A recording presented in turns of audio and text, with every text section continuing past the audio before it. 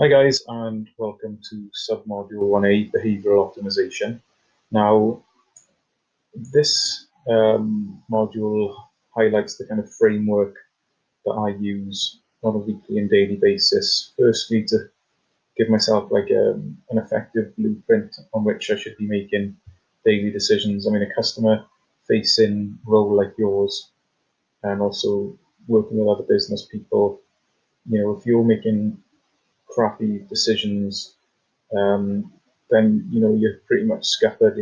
So you want to make sure that you're coming from a place whereby you've got good values, you're thinking about the individual that you're dealing with, understanding both sides of the fence, just stuff like that to make sure that you're going to be productive, effective, and maybe even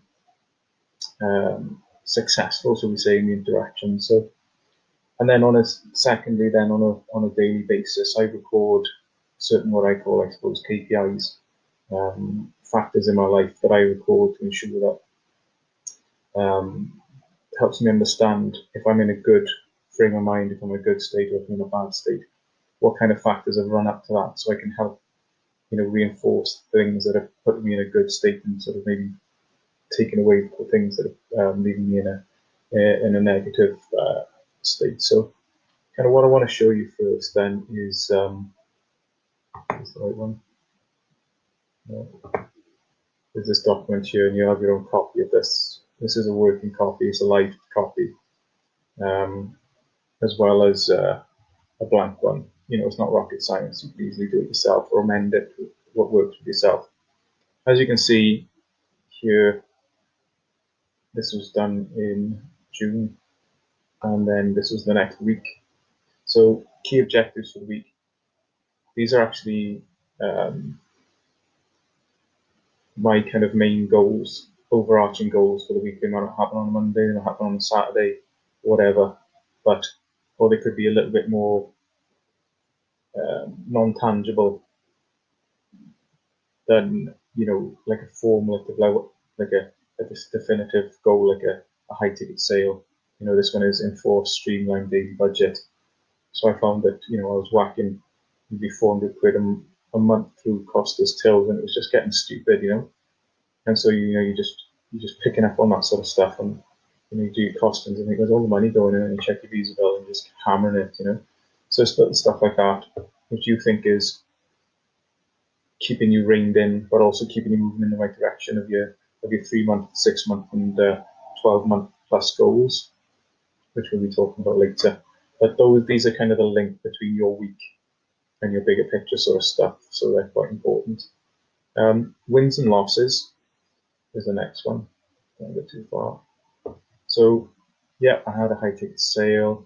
At the time I was selling a high ticket for another personal trainer, for another coach. And I just sort of all my little wins, and then my losses. I think I had a good week. So that week was a good week of growth, low stress level, consistency. In the patterns I was running, all the stuff that I'm talking about was bedding in quite nicely. And so I had a good little one there, and I was quite realistic with myself. I was working for a gym, and that person, maybe we had a difference of opinion, and I felt as though I could have handled that situation better. And you will get to reflect on that. So to be honest with you, this is like my Saturday or Sunday morning in a coffee shop, headphones on, and just work and just putting the world to rights, putting my week to rights, and it works quite well. I think you need to learn from what your wins and losses from the week ahead, or from the week that's just gone. So this next bit then is 12 winning philosophies. So I've just benchmarked these off the greats like Jim Rohn, Maxwell Maltz, Earl Nightingale, people like that. And, they're really significant. Life doesn't change, you do. Body and mind need maintained. It's just stuff that, if you didn't do every week, you'd probably be doing yourself a disservice, and maybe letting the cobwebs that maybe take people out in different ways from getting in. So what I do is I physically just do all of this. I delete it. would delete it all, and then I just write it again. So I find if you just read it, you don't really take it all in. So I physically delete those every week and rewrite them. So some pretty handy stuff there. Probably the biggest book, I think, is called 12 Pillars. Jim Rohn wrote it in combination with another author, but it's really, you should listen to it if you get the opportunity. It's a really well put together book. So basic needs. So you're another one. This is a rip-off, for want of a better word, from Anthony Robbins. So he says we've got, basic human needs, spiritual needs, and then human needs: certainty, uncertainty, status, connection, growth, and return. I can't really answer what these are for you. For my makeup, whatever you want to call it, I won't be happy unless I've got 20 knicker, stashed away, in case bad times. Uncertainty, working towards my 5-year vision. I've sort of amended that to a 12 plus now. But I've changed my uncertainty now to having a job role whereby it gives me freedom of movement and also, freedom to create as well. Status, I want to be a well-respected salesman. Connection, with my son, significant other, family, I want to make sure that those are kept vital. So I've got like a plan for spiritual growth, plan for return. So my personal one would be, to have like a boot camp abroad, which will take kids to have a holiday, a constructive holiday, but kids that may never have been abroad and things like that, and that's what keeps me in check, so to speak. So moving next then, gratitude list. Okay, so I've got 11 points there. I've got a lovely, healthy son and working on my goals. I've got a strong body.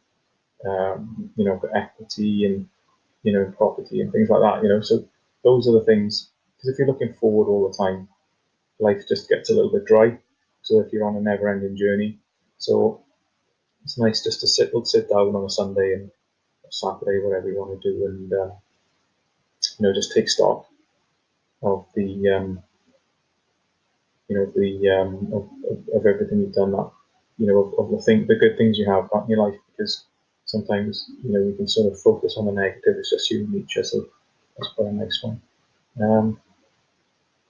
So I put a little key down the bottom for you.